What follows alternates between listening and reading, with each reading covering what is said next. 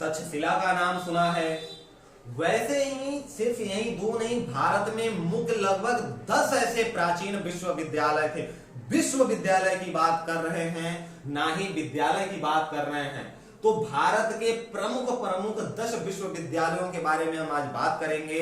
नालंदा, तक्षशिला और उदंतपुरी को लेते हुए, जहां से इंपॉर्टेंट क्वेश्चन एग्जाम में बनते हैं। और एग्जाम की बात अगर साइड करें तो आपको पता होना चाहिए कि भारत विश्व गुरु ऐसे ही नहीं कहलाता है, वाकई यहां पर ज्ञान का समंदर है, खजाना है। तो शुरू करते हैं उदंतपुरी से, और ये रहे उदंतपुरी विश्वविद्यालय के थोड़े से शेष जो अभी बचे हुए हैं। और ये है कहां भाई? उदंतपुरी विश्वविद्यालय। नोट पॉइंट करते चलेंगे। पहला पॉइंट, बिहार में स्थित है। किसके? पाल वंश के राजा गोपाल प्रथम के संरक्षण में इसे बनवाया गया था। पाल वंश के। दूसरा पॉइंट, किस वंश के? पाल वंश के राजा गोपाल प्रथम के द्वारा इसे बनवाया गया था। और यह बौद्ध विहार था। क्या था भाई? बौद्ध विहार था। इसको बख्तियार खिलजी ने नष्ट भ्रष्ट करवा दिया। किसने? बख्तियार खिलजी, जो कुतुबुद्दीन ऐबक का सह सेनापति था, उसका सहायक सेनापति था। कुतुबुद्दीन ऐबक और बख्तियार खिलजी दोनों मोहम्मद गोरी के क्या थे? गुलाम थे। ठीक है। अब अगर बात करें विक्रमशिला की, तो विक्रमशिला का नाम तो जानते ही हैं, सुना हुआ है। और ये उस समय का विक्रमशिला है। ठीक है। ये विक्रमशिला के कुछ अवशेष अभी जो बचे हुए हैं। अब विक्रमशिला कहां था भाई? तो ये भी बिहार, वर्तमान में बिहार का कौन सा जिला है? भागलपुर जिला। विक्रमशिला वर्तमान बिहार के भागलपुर जिले में स्थित था। पाल वंश के राजा धर्मपाल, ध्यान रखेंगे उदंतपुरी को पाल वंश के ही राजा, लेकिन राजा, और यहां पे कौन है? राजा धर्मपाल। ठीक है। इसकी स्थापना की थी। यह मुख्य रूप से बौद्ध शिक्षा का केंद्र था। यह भी बौद्ध शिक्षा का प्रसार करने के लिए राजाओं द्वारा भारत के बाहर से विद्वानों को आमंत्रित किया जाता था। बुद्धत्व का ब्रजयान संप्रदाय यहीं पर फला फूला था। यह इंपॉर्टेंट पॉइंट हो सकता है कि बुद्धत्व के 3 संप्रदाय हैं, उसमें से जो ब्रजयान संप्रदाय था वो यहीं पर फला फूला था। साथ ही यहां पर तांत्रिक शिक्षा भी दी जाती थी। ठीक है। तर्कशास्त्र, वेद, खगोल विज्ञान, शहरी विकास, विधि, व्याकरण, दर्शन आदि जैसे अन्य विषय भी पढ़ाए जाते थे। ठीक है। अगर बात करें जगद्दल की, तो आई थिंक कि जगद्दल का नाम आप कम ही सुने होंगे। तो यह भी एक विश्वविद्यालय है जिसके अवशेष ये रहे आपके सामने। ठीक है। और जगद्दल बंगाल में ब्रजयान संप्रदाय का शिक्षा केंद्र था। अभी हमने ब्रजयान संप्रदाय का देखा था। ठीक है। और ये कहां पर? बंगाल में। तो जगद्दल कहां पे? बंगाल में बौद्ध धर्म का शिक्षा केंद्र था। नालंदा और विक्रमशिला के पतन के बाद कई विद्वान यहां पर आकर शरण लिए थे। तो ध्यान रखिए कि नालंदा और विक्रमशिला, जब उनका पतन हो गया, विश्वविद्यालय समाप्त हो गया, तो उसके बाद वहां से जो विद्वान निकले, कई विद्वान बंगाल के ब्रजयान संप्रदाय के शिक्षा केंद्र में यहाँ पर आके इन्होंने क्या की? शरण ली।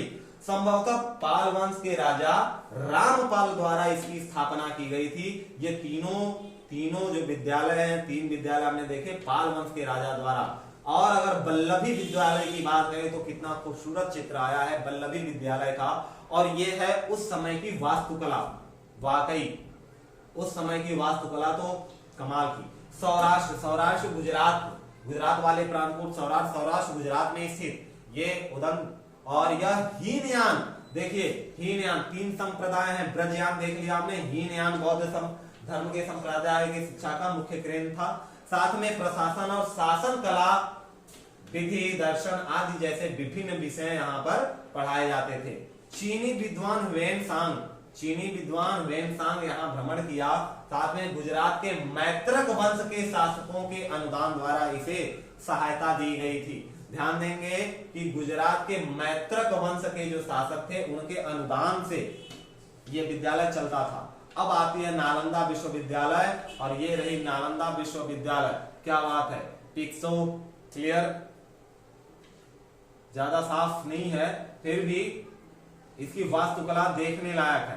ठीक है। यह दक्षिण एशिया का सबसे प्रसिद्ध, यहां देश की बात नहीं हो रही, पूरा कॉन्टिनेंट, दक्षिण एशिया का सबसे प्रसिद्ध विश्वविद्यालय था। यह स्पष्ट नहीं है कि इसकी स्थापना किसने की थी, फिर भी गुप्त काल में नालंदा विश्वविद्यालय अपने अस्तित्व में था। गुप्त काल में तो एक नाम आता है आपका कुमार गुप्त का या गोविंद गुप्त का, उनके लिए बोला जाता है कि इन्होंने ही इसकी स्थापना की, लेकिन ये बात भी क्लियर नहीं है। ठीक है, विश्वविद्यालय स्थित में हर्षवर्धन के शासनकाल में पाल राजाओं के अधीन इसने प्रतिष्ठा प्राप्त की। अब देखिए, पाल राजा जो भी थे विद्यालय को लेके और शिक्षा को लेके बहुत ही जागरूक थे। हालांकि यह तीनों बौद्ध सिद्धांत सिखाए जाते थे, लेकिन यह महायान, देखिए अभी हमने 3 बौद्ध सिद्धांत देखे, महायान, ब्रजयान और हीनयान, तो ये तीनों सिद्धांत यहाँ पर सिखाए जाते थे नालंदा में। मुख्य केंद्र बौद्ध शिक्षा का वेद, ललित कला, व्याकरण, दर्शन, तर्क शक्ति और साथ में चिकित्सा आदि विषय भी यहाँ पढ़ाए जाते थे। इस समय 8 अलग अलग परिसर थे। देखिए भाई, ये दक्षिण एशिया का सबसे बड़ा अगर विद्यालय तो कुछ तो खास होगा। खास ये था कि यहाँ पर छात्रावास, वाह, 8 अलग अलग परिसर थे और यहाँ तक कि छात्रों को रहने के लिए हॉस्टल की सुविधा, छात्रावास की सुविधा भी देता था। ठीक है, और मध्य एशिया, पूर्व, दक्षिण पूर्व एशिया और विश्व के अन्य भागों से विद्वानों को आकर्षित करता था नालंदा। इस विद्यालय में शिक्षा तिब्बती बौद्ध धर्म से बहुत अधिक प्रभावित थी। ध्यान रखेंगे कि इस विद्यालय की जो शिक्षा थी वो तिब्बती बौद्ध धर्म से बहुत अधिक प्रभावित थी। नालंदा के प्रसिद्ध विद्वान नागार्जुन और आर्यभट्ट, ध्यान रखिए, नालंदा के जो प्रसिद्ध विद्वान थे नागार्जुन और आर्यभट्ट थे। वेनसांग ने भी इस विद्यालय में लगभग 2 वर्ष गुजारे थे। वेनसांग जो हर्षवर्धन के शासनकाल में भारत आया था, इसने भी 2 वर्ष गुजारे थे। और चीनी विद्वान इत्सिंग ने भी 7वीं में नालंदा में 10 वर्ष गुजारे थे। ध्यान रखिए, 7वीं सदी में जब चीनी विद्वान इत्सिंग आया था तब उसने नालंदा में कितने 10 वर्ष गुजारे थे। अगर बात करें तक्षशिला की, तक्षशिला ने, जो कि अभी पाकिस्तान में है, चाणक्य जैसे विद्वान दिए और भी देखेंगे कि वर्तमान में पाकिस्तान में स्थित है। यह लगभग 5वीं सदी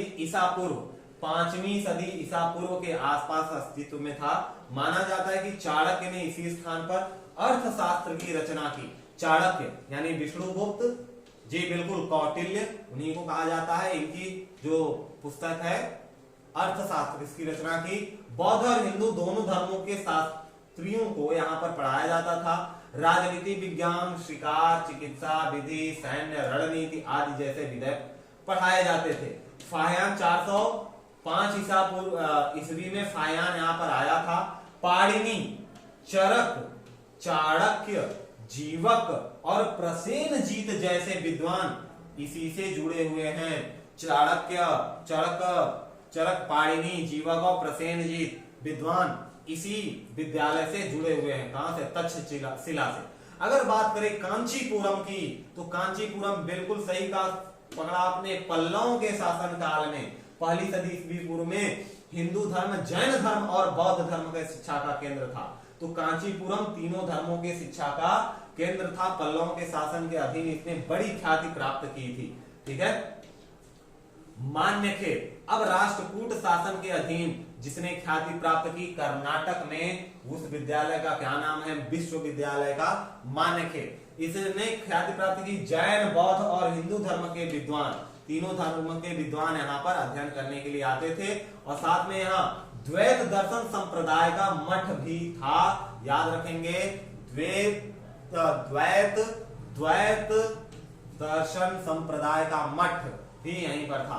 ठीक है, अगर बात करें पुष्पगिरी बिहार और ललित गिरी की, तो उदयगिरी की पहाड़ियों के निकट लगभग 3री सदी के आसपास कलिंग राजाओं ने, जी बिल्कुल ओडिशा की बात हो रही, उदयगिरी उसी क्षेत्र में इसकी स्थापना की। यह मुख्य रूप से बौद्ध शिक्षा का केंद्र था। इसका आधुनिक नाम ओडिशा है। देखिए आ भी गया, आधुनिक नाम इसका क्या है? ओडिशा है। और बात करें अगर शारदा पीठ की, तो वर्तमान के पाकिस्तान अधिकृत कश्मीर पीओके में ये शारदा पीठ पड़ता है, जहां पर संस्कृत के विद्वानों के लिए महत्वपूर्ण स्थान था और यहाँ कई महत्वपूर्ण ग्रंथ भी लिखे गए हैं। यहाँ शारदा देवी का मंदिर भी था। ठीक है, अब अगला पॉइंट है नागार्जुन कोंडा। नागार्जुन आंध्र प्रदेश में अमरावती से 160 किलोमीटर दूर है। कौन से प्रदेश? आंध्र प्रदेश के अमरावती से। और यह प्रमुख बौद्ध केंद्र था यहाँ उच्च शिक्षा के लिए। श्रीलंका, चीन आदि से विद्वान आते थे। यहाँ कई विहार स्तूप हैं और साथ ही इसका नामकरण महायान बौद्ध धर्म के दक्षिण भारतीय विद्वान नागार्जुन के नाम पर किया गया है। नागार्जुन कोंडा महायान बौद्ध धर्म के दक्षिण भारतीय विद्वान। ध्यान रखिए नागार्जुन कौन थे? तो महायान बौद्ध धर्म के दक्षिण भारतीय विद्वान थे, जिन्हीं के नाम पे नागार्जुन कोंडा नाम से विश्वविद्यालय रखा गया। तो ये थे आपके 10 मुख्य विश्वविद्यालय। अगर यहां तक बने हैं, अच्छा लगा तो एक लाइक बनता है, शेयर कर लीजिए मित्रों को, सब्सक्राइब जरूर कीजिएगा ताकि अगली बार फिर से मुलाकात हो ऐसे ही फैक्ट के साथ, इंपॉर्टेंट पॉइंट के साथ, जिनको हम इग्नोर कर देते हैं। तो धीरे धीरे टाइम के साथ इसको सीख लेंगे। ठीक है, फिर मिलते हैं। जय।